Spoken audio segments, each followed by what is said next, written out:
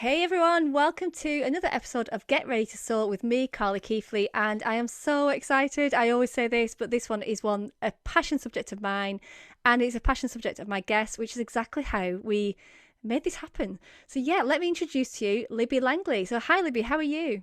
Hello, I'm very well, thank you. Thank you very much for inviting me along. I feel we've skirted around this issue a lot in our social media conversations, and now we're actually going to get into the nitty gritty of it all. Oh, we are. I can't wait. And this could go either way. We've kind of had this conversation, haven't we, about how is this going to go? And we might have to structure it a little bit because it could be like a 10-part series, I think, on this.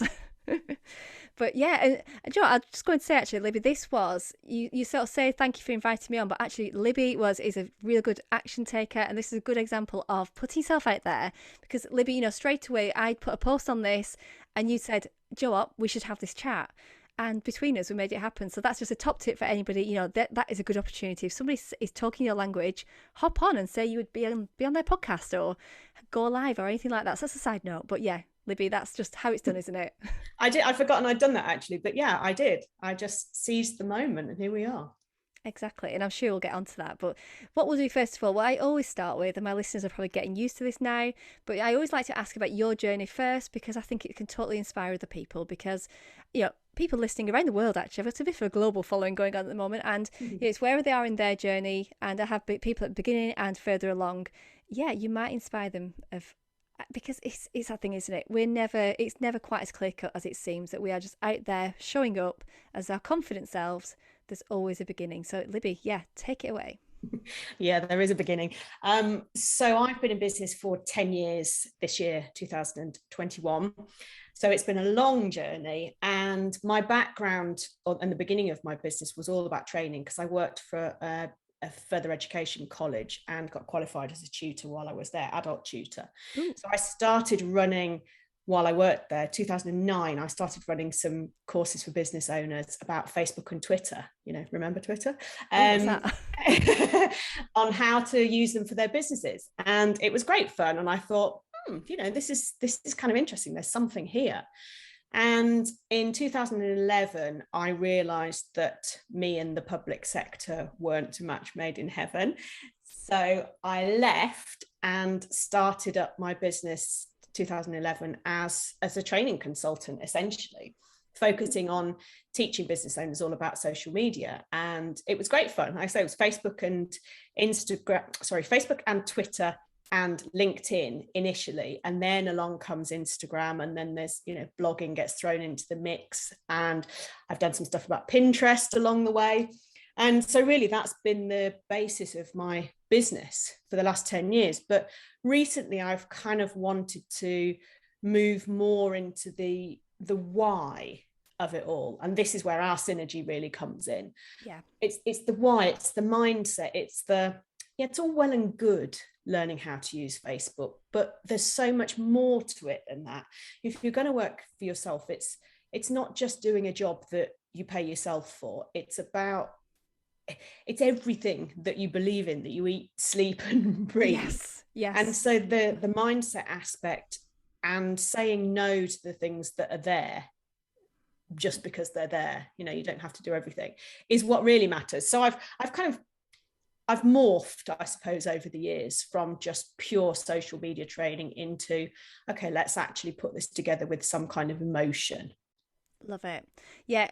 Morphed, actually, I think evolved is the word, isn't it, as well? That we Yeah, just, absolutely. Probably a better yeah. word. Yeah. No, sorry to copy edit. I do this without even knowing that I'm terrible for this. I did it actually on a post last night on Facebook for my personal feed. I copy edited a tweet that somebody else had put, so I can't help it. But yeah, evolved, and yeah, that's why I love listening to journeys because it starts one way, and this is against wherever people listening are on their journey, it can totally change. And exactly what you said, the mindset behind that is to be open to that change, isn't it? I mean, Absolutely. how did that feel? Sort of, has it been quite a natural progression, or was there a certain moment? We've gone through a pandemic. Was there a certain moment where you thought, yeah, do you know what? I want to do this a different way. Yeah, I mean, I think that the pandemic overall has been very good for my business and good for me mentally. And, taking aside all the kind of angst that's gone with it, actually being forced to step back as we were back in March 2020 really made me think, hang on a minute, Yeah. what am I doing here? Because I've always done quite a lot of corporate work as well as training, solo business owners, solopreneurs. And I had some ongoing corporate contracts, which didn't really satisfy me. They were lucrative, but made me a bit miserable. And so the fact that everything shut down in the first lockdown, I thought, you know what, I don't really want to do this. And it gave me the courage, I think, to end those lucrative relationships and focus entirely on actually what I wanted in the business. So everything I do now is online, even the one-to-one training that I've done for years. I don't meet anybody now, I do it all online. And my signature program is all delivered online. All my coaching calls are all online, and my live training's all online. So yes, it given me the confidence to actually really do what I want to do, and that influences what I teach now and how I work with people, because if I can do it, anyone can do it. There's no reason. I can kind of teach people how to have that confidence to make the change that they want, and also to realize what the change is that they want. Love that, because that's all part of it, isn't it? We can set off on this journey and we can be all excited about a brand new idea and put ourselves out there, but it's actually stopping and looking at the why, and really that sounds like the forced stop and reflect. A little bit like mine, actually. Mine was very much the same, and I think it's had a lot of really positive impact of where we want to be. But let's just rewind before we go on to the main sort of conversation of today, which I'm all excited about. But I just want to pick up on something there about that, this confidence, because it is online. The world has gone online as a result. I think it was going that way anyway. But that confidence, was it always there for you? And that's what I'd really like to ask. I think people are maybe feeling that wobble. Go for it. It's a really interesting question, that, because I seemingly have oodles of confidence. Like coming on to talk to you, didn't even think twice about it. I'm just talking to Carly. We can see each other's faces on Zoom, and that's fine. Didn't even think twice about it. But actually, in certain situations, I have zero confidence. If I had to walk into a room of people I didn't know at a networking event or something, I might not go. And confidence, I suppose, in my own ability, no. I mean, imposter syndrome is loud in my ears. So confidence is a strange thing. And I'm an introvert. So the fact that my business now all means that I don't have to ever leave the house is amazing. Yes. But that has negative connotations as well, because I will just never leave the house. I could still be here in 3 months' time and I haven't gone anywhere. And so I think that the confidence, it's kind of ups and downs with me, I guess, really. But in certain situations, don't even think twice about it, which is weird. There's probably some deep-rooted issue that needs working on there, but that's not for today. No, we'll save that for another episode. We could go delve deeper into the mindset of Libby's and your journey. But I think we all have that, and I was talking to somebody about this recently, about confidence being quite subjective, and you can't just have a person that is confident, because I do think you're right that we have confidence in certain situations and certain abilities, and I'm the same. And actually, I'm an introvert. I always say I'm an extroverted introvert, because people could look at both of us actually and think, introvert, you're online, you're talking, you're confident, you are, you're doing what you're doing. But actually, there's those moments, like you say, where you just want to sit back and retreat as well, and that's where the online world for me has been perfect. Too perfect. And also doing things online, to me, is sort of like a safety blanket almost, because nobody, you can be comfortable in that, I've got just got my jeans on and my slippers on, and that's fine. Whereas the having to put on, I've spoken to rooms full of people, hundreds and hundreds of people, presentations and stuff over the years, but that having to kind of be there and be live is really different to being live like we are now. In the recording stage of this. So I think even nuances like that can make a huge difference to people. So there'd be some people who quite happily speak up in meetings, for example, but wouldn't go on Zoom. Yeah. And they seem really similar things, but they're not, because the fear might be of the technology. Whereas for me, technology is like my comfort zone, really. I like that. I find that very interesting, because like you say, confidence is often seen as a kind of blanket description for how people are or not, but actually it's not. There's a million different caveats to it, I think. There really is, and in a way, this links to what we will start talking about at some point. But I always like this chat first. It's we get actually some of the juiciest stuff out of this, and that sort of links, because it's all about, and I'm very much like this. I know you're very much about this, Libby, about doing it your way, and that is whether it's business, whether it's marketing, whether it's branding. It is finding what works for you, and I did chuckle to myself there, Libby. I love the idea of the jeans and slippers, or the whole joggy bottoms and slippers, and going into a networking meeting like that. How amazing would that be? Maybe that's the way to do it. You could, but yeah, it is. There's these certain expectations, and it's lovely to get dressed up and all that sometimes, but not to have to do that if you're not comfortable doing that, when you've got other things to think about as well, like getting there and parking and getting in and where am I going to sit and who am I going to, all that stuff. It's just like an extra pressure. Whereas if you're like, all right, I'm in my comfort zone of my house. Yeah. Hit me with the conversations, it's different, isn't it? Yeah, and this is it. And I think that I'm always saying this, I'm sure you're the same, that about replacing the word should with want. And I think that is a big part of, like I say, it's step by step, and there's different layers to this. So it is like your business overall, then it is breaking it down into the branding, the marketing, and it is just doing it your way, and remove those shoulds. And I think too many people do it, don't they? Start out, we start comparing, and this could go into so many different conversations, but we've all been there, haven't we? Absolutely. And talking about kind of doing it your way and the should, if I just think about my own branding photographs, this is a really kind of interesting thing that I think people can relate to probably. So when I used to have mugshot profile picture from when I had my career. Okay, so I was in a suit and all of that. And when I left my job to work for myself, I immediately took a picture, my profile picture they all changed to me just wearing a jumper, because I'm like, I'm not corporate anymore, I work for myself. Rebel. And then I thought, right, I need to get some professional photos done. And over the years, I think I've had 5 professional shoots done. And if you look at the evolution of those, it's absolutely fascinating, because to start with, I was jeans and t-shirt kind of thing. I used to have different branding in my business when I first started. So I had t-shirts made with the logo on it and stuff. So I was kind of corporate, but in my own style, if you like. Yeah. So they were the first ones. And then I went through this phase of thinking, all right, I want to up my game a bit.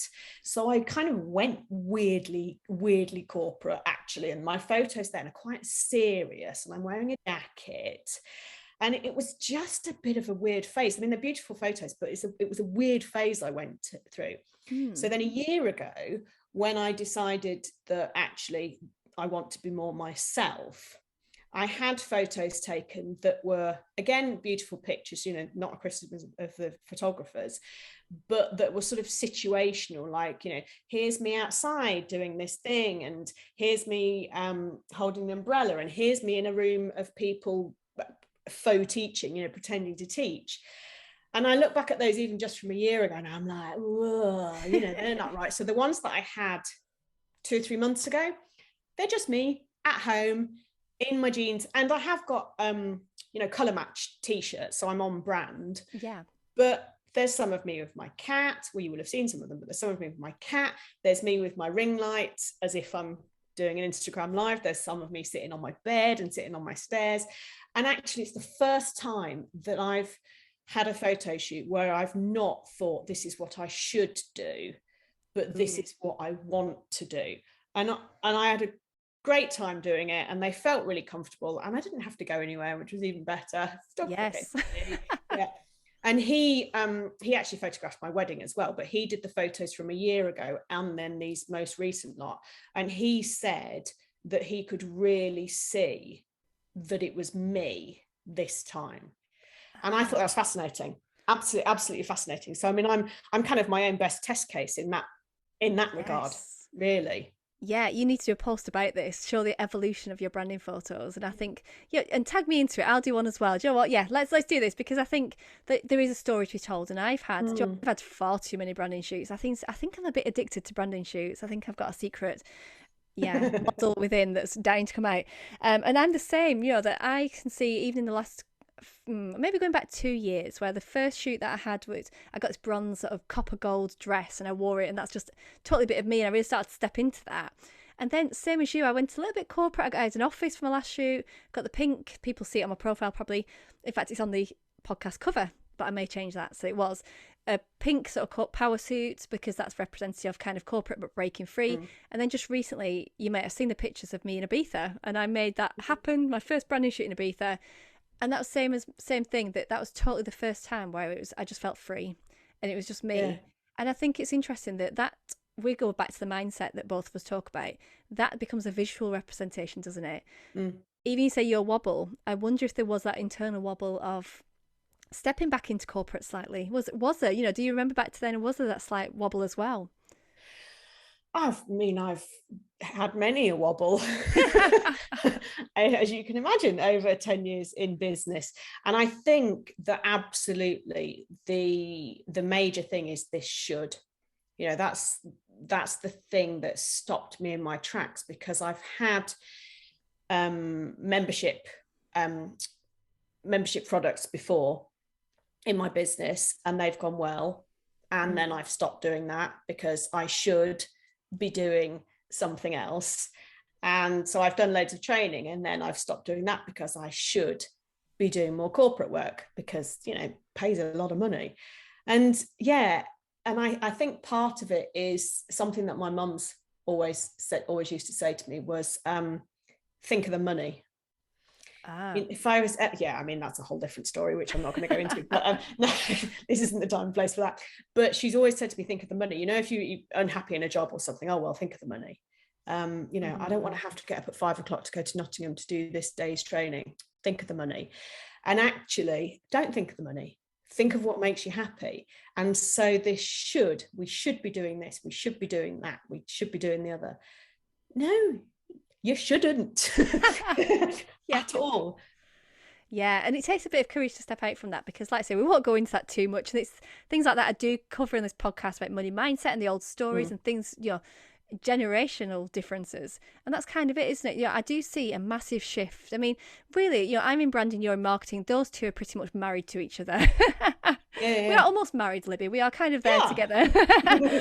I was going to actually ask about the difference between those two, but they're pretty much together. And I think with that, it does become that thing of like just doing it your way. And I think that's going to link on to what we're talking about, actually. Yeah, the idea that we should be doing, and this is going to go straight, let's just dive into the conversation, because we should be doing branding, marketing a certain way. And all the gurus tell us this, the big gurus, and we back to that comparing, and back to just the pressure we put on ourselves to get this right. We do look up to them, and it's easy to fall down that. And I've gone with the old advice of, so let's bring it to what we're talking about. The whole advice around ideal clients and doing it for other people. What do people want from you? What do they need from you? Let's look at their problems. I mean, we have to do all that, we know, but look at their pain points. Cliches, I guess. There's a lot of marketing cliches. You'll know them all, Libby. I guess you've probably broken them all down. But let's talk about that, because this is what got us to actually arranging this podcast, was a post about making it all about you. In brackets, with a little strategy too. That's kind of my little strap line. But let's talk about that. Your thoughts on that. Yeah, let's get into it. I'm excited. So the way that you're kind of taught to do marketing, and I would say branding is under the umbrella of marketing, really. It's a subsection, I suppose. But brand marketing in its kind of widest thing, we're always taught and told to appeal to your ideal client. Think about what your ideal client wants. So you end up almost trying to fit what you think somebody who you don't actually know who they are wants, which is insane. Yes. when you think about it, it's like somebody who would make shoes only making shoes in a size 3 because the style of shoes they're making looks nicer in a smaller size. It's the same absolute madness. But if we really think about what we want and what sets our hearts on fire, that's what matters, then we can start to talk passionately about it. And then over time, we craft that into a message that appeals to the people we love working with. But you're absolutely right. If we start immediately thinking about the ideal client and trying to get something to fit what we think they might want, you do lose sight of yourself. You absolutely do. And the same as we said about the branding photos and you, the pink suit, the transition from corporate, it's almost that us two both have tried to kind of make ourselves fit the journey that we think people want to follow us on. Yes, it's back to the shoulds, isn't it? Actually, that this word will keep coming back. That we're still in that should mindset. That's a whole different. That's a new thing. I don't know if that's a thing, but it's now a thing. The should mindset. No, I think it very much is a thing, and there's an enormous amount of pressure on us on what we should be doing. But it's interesting that, you know, profiling your ideal client, and I talk a lot about this, you know, it's part of my signature marketing megastars program, and I've run loads of workshops on it before. But the bit that is always missing, and I think I've probably been guilty of this myself in the past, of not teaching step one, which is what makes you happy. Yeah. Nobody asks that in business. I mean, we both do. We ask it all the time, but yes. You don't think about it all the time. But it's never, if you went on a how to set up a business course, lesson 0 would not be what makes you happy. No, it would be, who is your ideal client? It's, to me, it's almost like people skip the part. And in a way, I mean, like I said, what we do is so similar. And I guess with mine, it's brand strategy. So it does go into the messaging, the copy, and that's where it really starts to click together with what we do. And I always say to people, they skip that initial part of really getting to grips with, like I said, what makes you happy, but also, who are you? What are you about? And it's step 1 of my SOAR model is step into who you are. And step 2 is own your brilliance. Those two together, I think they're the bit that people quite happily skip, really, when we dig deep on this, because they're the uncomfortable part. It's much easier. Because that's the bit that's hard work. Is, you know, the answer is, well, I don't know. Okay, well, we need to do some work on that.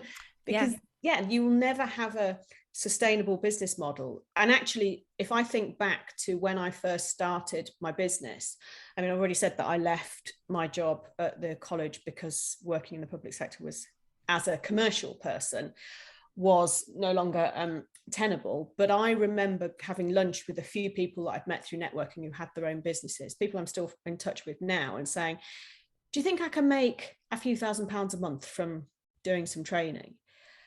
And whilst I liked the training, the starting my business was very much born out of, can I sort of get rid of the crap that was in my job and replace it with some other stuff? It wasn't, I am extremely passionate about social media, for example.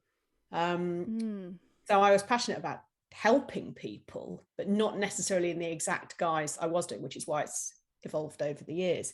But I remember really clearly having those conversations. So I started my business as a should rather than as a what do I want to do.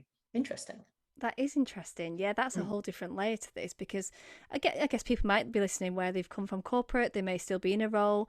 It tends to be more people that are already in the entrepreneurial world, but you might still, there's so many steps to this, isn't there? And we're going more into the business, the brand and business strategist, because it's kind of, it's back to that word evolve. You may have gone from completely corporate into launching your business, but you've got one is that a saying? One foot still in the corporate world. Yeah. Just like the branding pictures, then you might try this and then you do that. So actually, at different stages, you're in different parts of your journey, isn't it? So it just takes quite a while, doesn't it, to get to this, what would you say, like freeing, I guess? It's quite a free way to be, isn't it? Yeah. And I think the real measure is when you wake up in the morning and you think, that's not very good for a podcast, but I was smiling when you're thinking, remember that you're not on screen here, Libby. When you wake up and you smile, you know, and you're just like, oh, I've got some things to do today. Some you'll enjoy more than others, because that's what business is like. But overall, you know, you're kind of happy, you're motivated, you're enthused by what the day brings. And you know then that you've hit the jackpot. And you know then that you can scale that you can make £1 million if you want to. You know, there's kind of nothing stopping you then, because then you kind of stop marketing and you start just talking. And that's what the absolute beauty of getting this right and putting you first does. It stops being a job that you've created in the guise of a business. Yeah. Hello, been there, done that. and becomes something that you want to look after and nurture and really matters to you. Yeah, and that's the hard bit, isn't it? 'Cause I can imagine people listening, or certainly people in the journey that maybe thought, I used to think like this, that are still scratching their head a little bit thinking, is that even possible? Because we've all been there, haven't we? And we've seen especially when you look up to the bigger gurus who, I mean, they have it, we said about this before as well, they have it all singing, all dancing, that, their life is absolutely incredible. There's no dark side to it at all. And we know that's not real. That is not real. That's not real. So that's a bit of a disclaimer there. That is not real. And everybody has their mindset wobbles, the team behind them, Facebook ads. Anyway, that's another journey, another story. But yeah, it's important to know, isn't it, that at different stages, because it might be sort of so easy to for people listening to think, is that even possible? They've been at different stages in their journey, but let's just talk that through, because were there times in your journey where you questioned that before maybe the pandemic, where you really wanted to get to that stage, but you weren't so sure if you could? Yeah, I mean, and there's a point every week Yeah. where I question things. I'm the queen of wobbles. I try not to hide that. I've tried to hide it for the last 10 years, and now I choose not to. I feel like I should hide it, but I'm choosing not to hide it anymore, because this is all part of me really sharing what it's like to be in business. So can people achieve it? Yeah, absolutely. I mean, yes, it's absolutely possible to do that. And it's not to say that every day is going to be kind of, sunshine and flowers and all that. I mean, there's still stuff that doesn't work, and you think you're going to get 10 sales and you don't get any. And that always happens. That's just a natural thing in business. But it's about how you kind of deal with that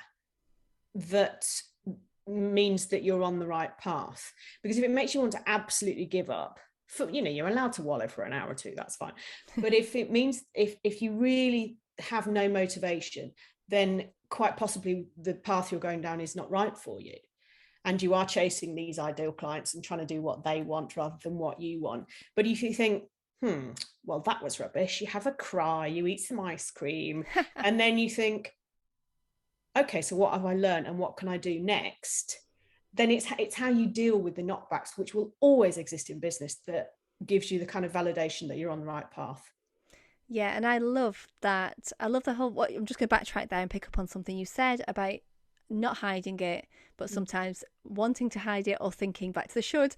I bet you've had that wobble of, I probably should hide that. And I think that's been a real switch in the online world, a real step forward, is that more and more people are sharing these wobbles. And I think, what is your reaction when you do? Because people might think, oh, should I share that? But yeah, I bet you get a really great reaction when you do share it, don't you? Yeah, it turns out everybody feels the same. And it's like, who knew? Right. I had an interesting experience, actually, because I'm in a Facebook group, a money mindset Facebook group, and I shared something in there, something that I was thinking, and a concern that I had about I don't know, being too visible in my business. Just to kind of shorten what it was along those lines. And one of my students is also in that Facebook group.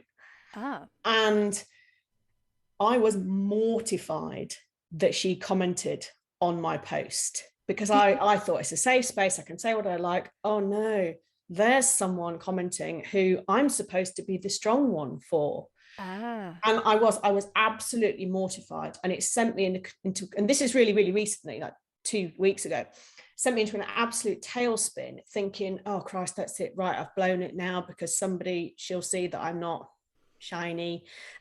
Yes. And she sent me a private message, sent me a DM, and just, with a few bits of advice. And I actually just said to her, rather than pushing against it, which I think is what I would have done before, I actually said to her, I'm mortified. I feel really vulnerable. I feel like I shouldn't have said that. I didn't want you to see that. And we had a really wonderful conversation about it. And she helped me reframe it by saying, coaches need coaches. All coaches have coaches.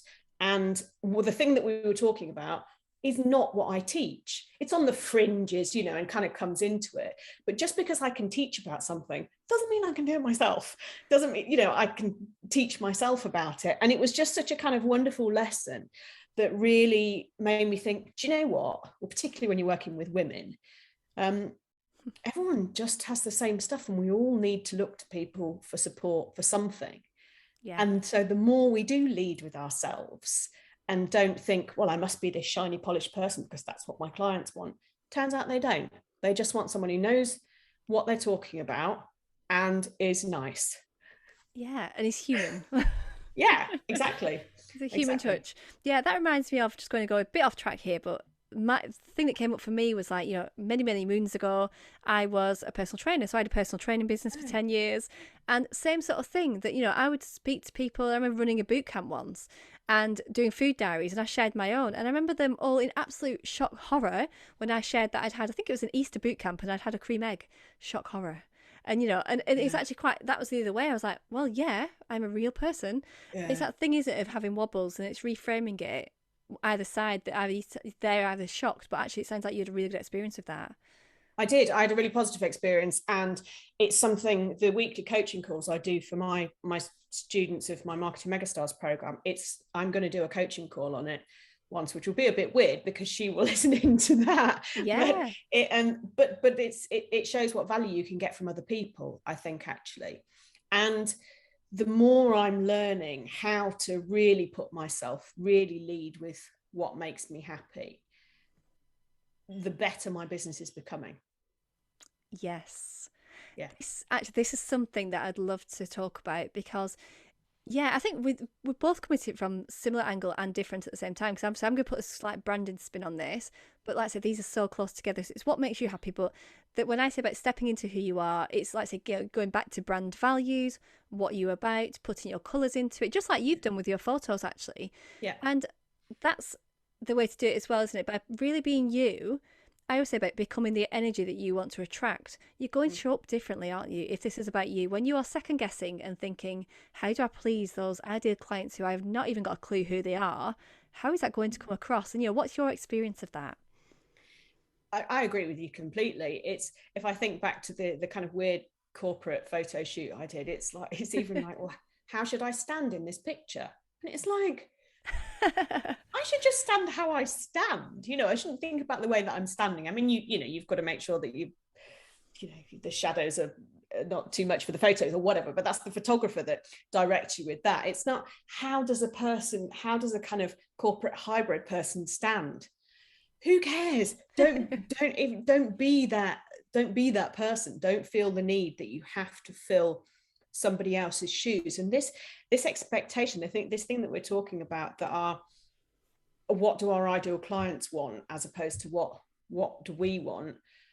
If you know, anybody listening to this really will just think, well, that's absolutely ludicrous, but also we'll do it because everybody does it. But when you're trying to talk it through, and it's all just about, really, I think, a kind of lack of confidence that we have in ourselves.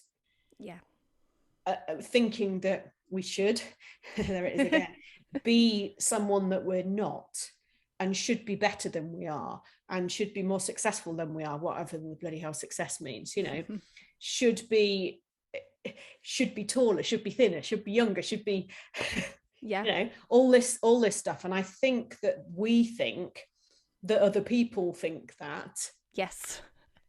Therefore we try and project all of those things out on the world, and that's where it all kind of unravels. Yeah, that's the disconnect, isn't it? And that's, like I say, it's back to that being vulnerable. I can't say the word vulnerable, because we're asking people to dig deep. You know, myself and you will both do this. That we will say, like, dig deep, get to the core of who you are, what you want, what makes you happy, how you want to present yourself to the world in alignment with who you are.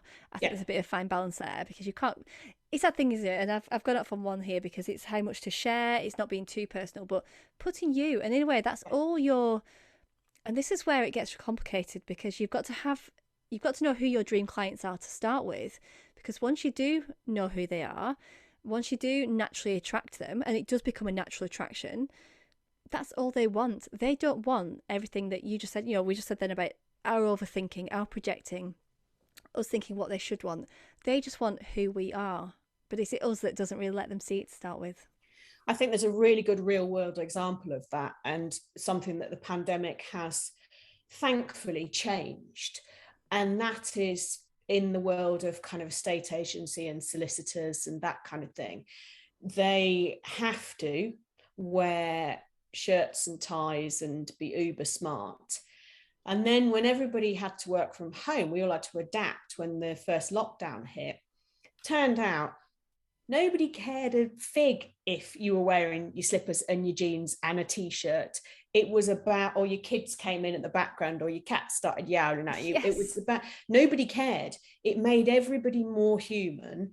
And it meant that actually it was quicker for us to get to whatever the net result was that we wanted, because we weren't having to battle our way through all these exterior barriers that people were putting up. So I think this, and I think that's changed. I think suits, like Marks and Spencer's have stopped selling suits in, I can't remember how many of their stores, but two-thirds of their stores or something like that, because people aren't buying suits anymore, because it turns out doesn't matter. No. And it just doesn't matter. And that certainly was one of the biggest lessons for me when I first started the business, and up until about 6 years ago, about half the time I've been in business, I had an office.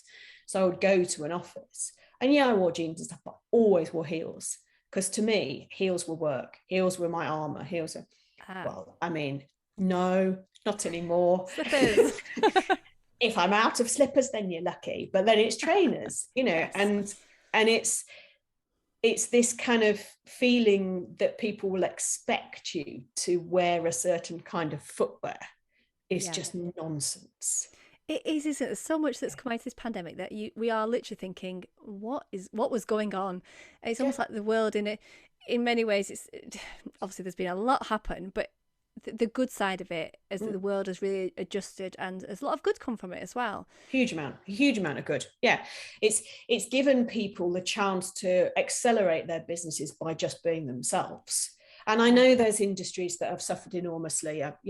It's been a terrible time for a lot of people. Fully appreciate that. But for people like you and me, who have, and a lot of the listeners of this, who are 1, 2, 3 people businesses, and therefore can change things tomorrow if they want to, don't have any structure that they have to follow particularly. It's been a really liberating experience, hugely. And even starting a podcast like this is an incredible thing that anyone can just do from their bedroom. And I think that because the pandemic, we've had to look for alternative solutions. We've actually perhaps become a bit braver, and some of these things have become a bit more normal. And so we've been able to think, well, do you know what? Maybe I quite fancy doing a podcast. And, well, Carly's doing one, and she seems like a nice, ordinary kind of person, relatable person. That was a compliment, by the way. A relatable person. And she doesn't have a massive, big team and, all this. So, I'll do one too. And I think that everything that's happened would have happened anyway, like you said before. But the pandemic has just made people perhaps think about themselves a bit more and make things easier, because the need to travel has kind of disappeared, Yeah, it really has. Actually, I've got a VIP day coming up in 2 weeks in Edinburgh, and I'm so excited because that's the first time in a long time.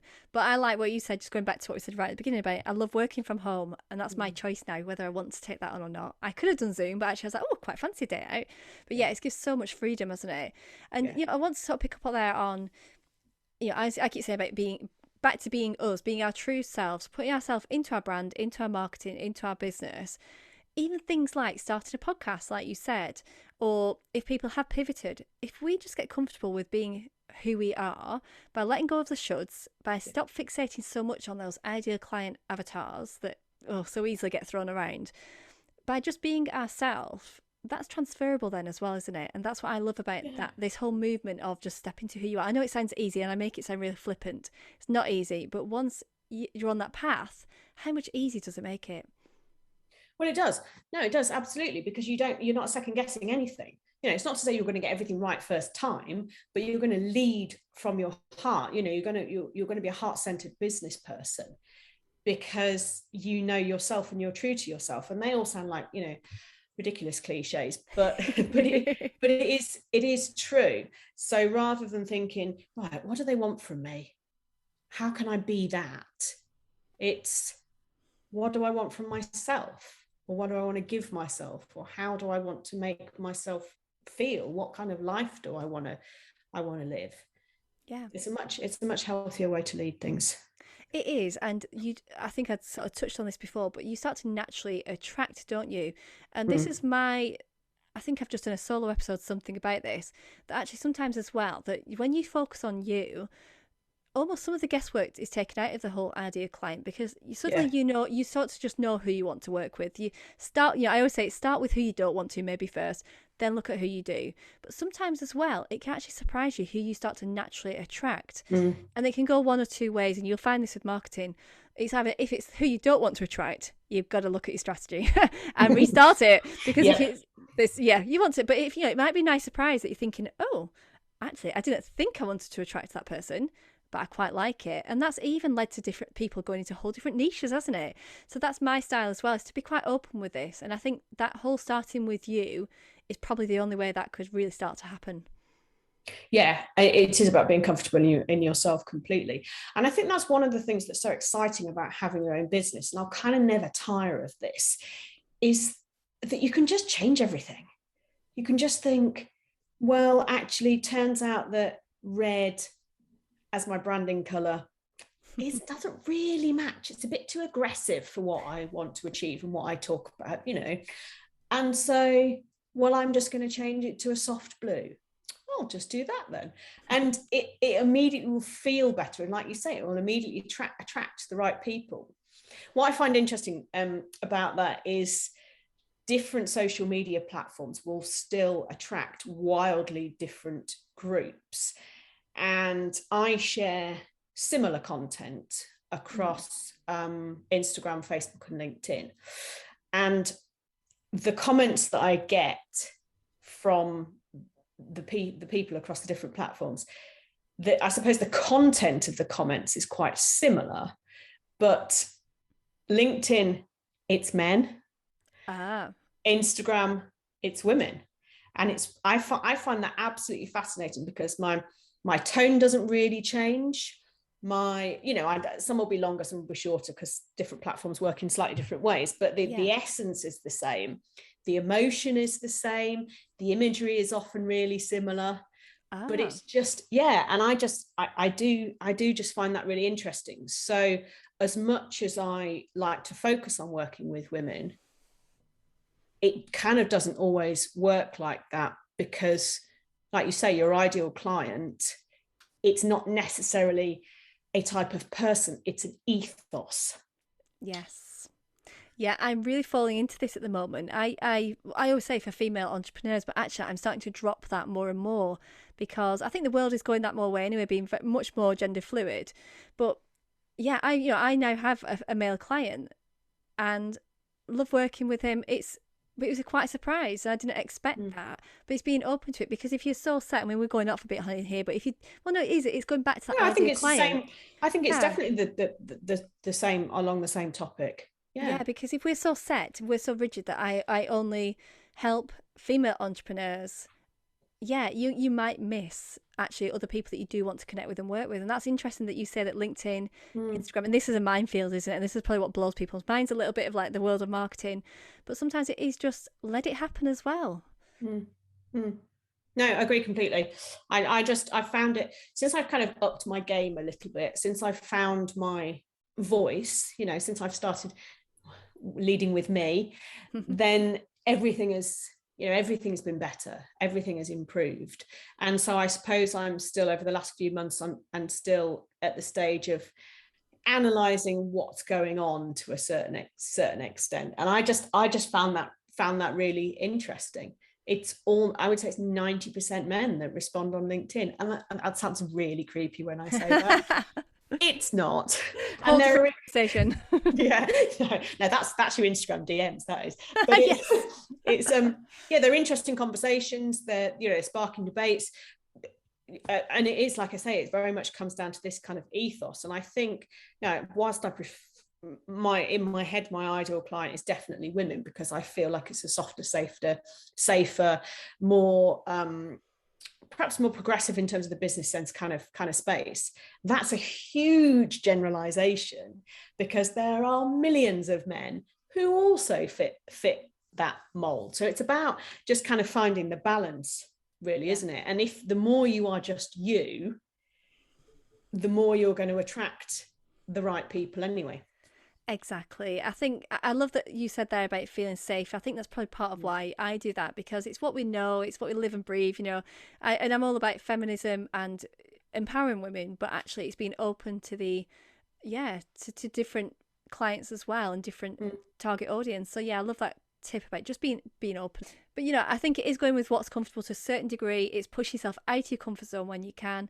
But really, if we bring this all back, I'm just going to again sort of summarize what you've just said in that last part. Actually, there's no downside of being you, is there? There's no downside of putting yourself first.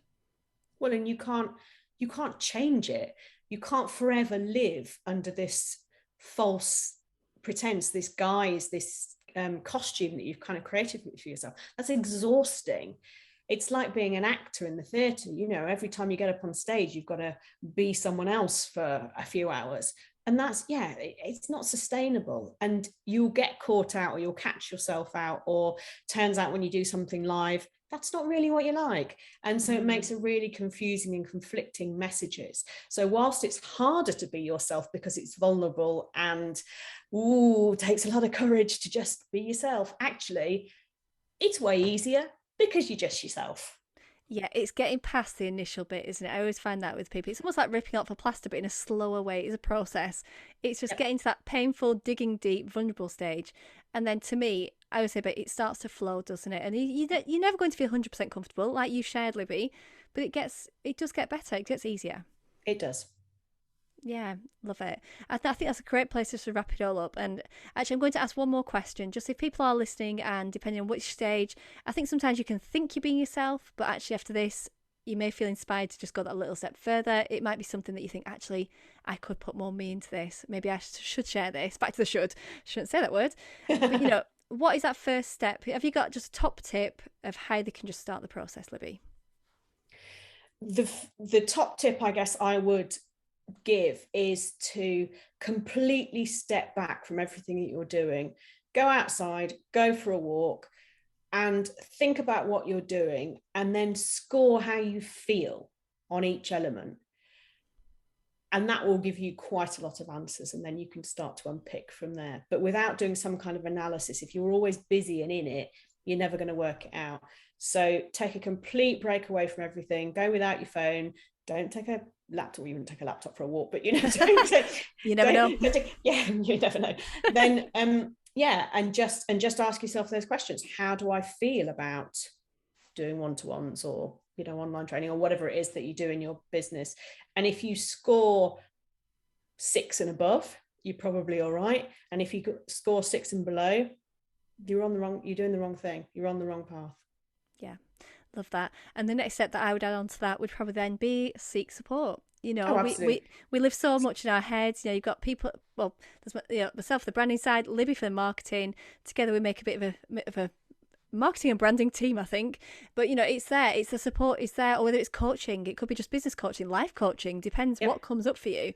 But that'd be my next thing. And that was probably your next step, Libby, as well. I've just added my own step in there. No, you're absolutely right. I mean, yes, that was in my head. That's always ask for help, ask for help, ask for help. You know, I'm a great one for asking for help. So yes, I would actively encourage anyone to do that, even if it is just asking a question in a Facebook group to get some clarity on things. That's a great start. But yes, working with someone, the right person, be it a therapist, be it a coach, be it a business strategist, whatever it is, then that's definitely going to help you unpick stuff in your own head. Yeah, definitely. All of Libby's links are in the show notes. Do come and find Libby. You've got a group as well, Libby? I've got, and the best place to find me is on Instagram. I'm at Libby Langley. That's the best place to start for me. Yeah, I love Instagram. I'm a bit Instagram obsessed. But yeah, come and find us there and let us know your thoughts on this episode. So yeah, whenever this is out, well, once it's out, you'll know it's out. Come and find us and just let us know your thoughts on this and if anything's come up for you. And do reach out if you need support. But yeah, thank you so much, Libby. I knew it'd be a brilliant chat. And I don't think we went too much far off track, actually. I think we were quite I think it was great. I think we did very well to contain ourselves to not spend all day doing this as well, because there's lots to say. But I also think that we could do at least half a dozen other offshoot podcasts from the routes we were going down. But it's been superb. Thanks ever so much for it has. For letting me on. Oh, my pleasure. Thank you for being a guest. And maybe we do a mini series at some point. This is just throwing ideas out there, but I'm sure we could possibly watch this space, everybody, or listen to this space. I always think watch this space on a podcast is a funny one, but yeah, listen out and we may just bring you that. But yeah, thanks so much. And I will chat to you, no doubt, on Instagram very soon. Thank you. Bye.